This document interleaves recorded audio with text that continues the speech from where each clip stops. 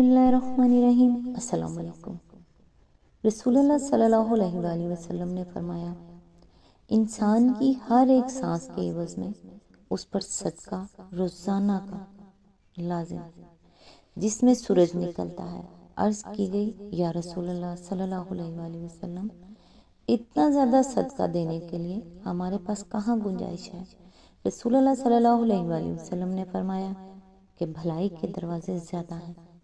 سبحان اللہ کہنا، الحمدللہ کہنا، اللہ اکبر کہنا، لا الہ الا اللہ پڑھنا، نیکی کا حکم دینا، برائی سے منع کرنا، تکلیف دہ چیز کو راستے سے ہٹا دینا، بہرے شخص کو بات سمجھا دینا، نابینا شخص کی رہنمائی کرنا، کسی کام کے سلسلے میں رہنمائی مانگنے والے کی رہنمائی کر دینا، اپنی ٹانگوں کی مضبوطی کی وجہ سے مدد مانگنے والے پریشان حال کے لیے کوشش کرنا، اپنے بازوؤں کی مضبوطی کی وجہ سے کمزور شخص کے لیے وزن اٹھا دینا، یہ سب تمہاری طرف سے تمہارے نفس کے لیے صدقہ ہے۔ صحیح ابن حبان نمبر 3377، الترغیب والترہیب 463، صحیح الترغیب 2970۔ آج انشاءاللہ سورہ البینات کی آیت نمبر 3 سے سٹارٹ کریں گے۔ اس کا ترجمہ اور تفسیر تفہیم القرآن سے بیان کروں گی جو اہل سنت جماعت کے لیے ہے۔ اعوذ باللہ من الشیطان الرجیم، بسم اللہ الرحمن الرحیم۔ جن میں بالکل راست اور درست تحریریں لکھی ہوئی ہوں۔ آیت نمبر 4، پہلے جن لوگوں کو کتاب دی گئی تھی ان میں تفرقہ برپا نہیں ہوا مگر اس کے بعد کہ ان کے پاس راہ راست کا بیان واضح آ چکا تھا۔ اس کی تفسیر ہے، یعنی اس سے پہلے اہل کتاب جو مختلف گمراہیوں میں بھٹک کر بے شمار فرقوں میں بٹ گئے، اس کی وجہ یہ نہ تھی کہ اللہ تعالیٰ نے اپنی طرف سے ان کی رہنمائی کے لیے دلیل روشن بھیجنے میں کوئی کسر اٹھا رکھی تھی، بلکہ یہ روش انہوں نے اللہ کی جانب سے رہنمائی آ جانے کے بعد اختیار کی تھی۔ اس لیے اپنی گمراہی کے وہ خود ذمہ دار تھے، کیونکہ ان پر حجت تمام کی جا چکی تھی۔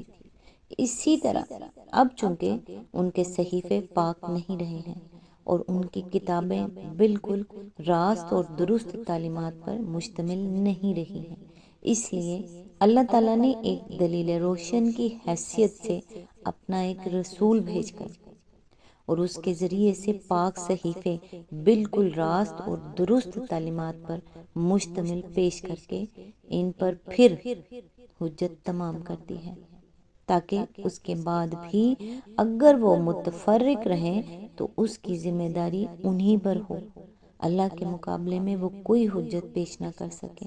یہ بات قرآن مجید میں بکثرت مقامات پر فرمائی گئی ہے۔ مثال کے طور پر ملاحظہ ہو سورہ بقرہ آیت نمبر 213، 253، سورہ آل عمران آیت نمبر 19، سورہ المائدہ آیت نمبر 44 to 50، سورہ یونس آیت نمبر 93، سورہ شورى آیت نمبر 13 to 15، سورہ جاسیہ آیت نمبر 16 to 18۔ اس کے ساتھ اگر وہ حواشی بھی پیش نظر کی جائیں جو تفہیم القرآن میں ان آیات پر ہم نے لکھی ہیں تو بات سمجھنے میں مزید آسانی ہوگی۔ آیت نمبر 5، اور ان کو اس کے سوا کوئی حکم نہیں دیا گیا تھا کہ اللہ کی بندگی کریں، اپنے دین کو اس کے لیے خالص کر کے بالکل یکسو ہو کر اور نماز قائم کریں اور زکوٰۃ دیں، یہی نہایت صحیح اور درست دین ہے۔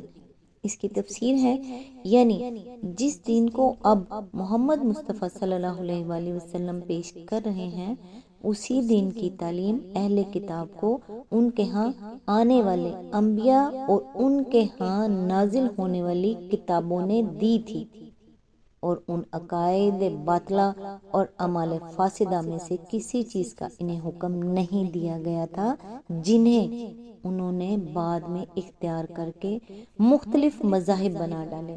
صحیح اور درست دین ہمیشہ سے یہی رہا ہے کہ خالص اللہ کی بندگی کی جائے۔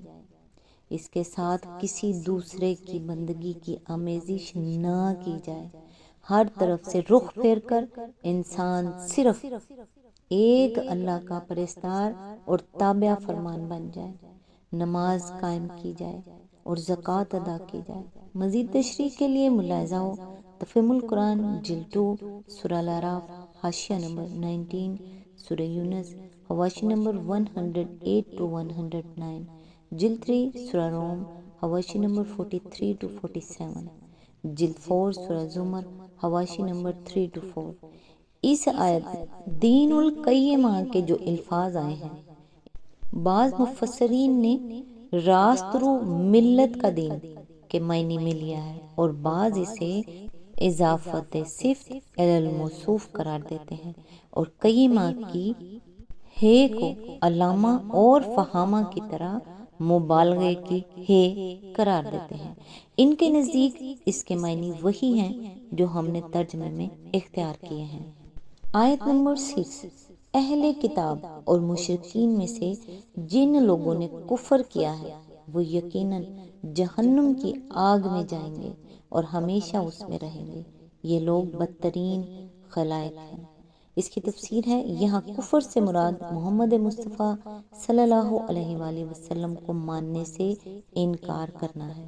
مطلب یہ ہے کہ مشرکین اور اہل کتاب میں سے جن لوگوں نے اس رسول کے آ جانے کے بعد اس کو نہیں مانا، جس کا وجود خود ایک دلیل روشن ہے اور جو بالکل درست تحریروں پر مشتمل پاک صحیفے ان کو پڑھ کر سنا رہا ہے، ان کا انجام وہ ہے جو آگے بیان کیا جا رہا ہے۔ اسی آیت کے ضمن میں آگے فرمایا، یعنی خدا کی مخلوقات میں ان سے بدتر کوئی مخلوق نہیں ہے، حتیٰ کہ جانوروں سے بھی گئے گزرے ہیں، کیونکہ جانور عقل اور اختیار نہیں رکھتے، اور یہ عقل اور اختیار رکھتے ہوئے حق سے منہ موڑتے ہیں۔ آیت نمبر 7، جو لوگ ایمان لے آئے اور جنہوں نے نیک عمل کیے وہ یقیناً بہترین خلائق ہیں۔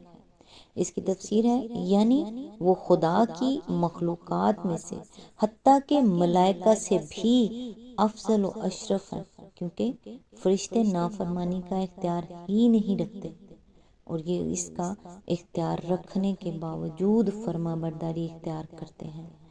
آیت نمبر 8، ان کی جزا ان کے رب کے ہاں دائمی قیام کی جنتیں ہیں جن کے نیچے نہریں بہہ رہی ہوں گی، وہ ان میں ہمیشہ ہمیشہ رہیں گے۔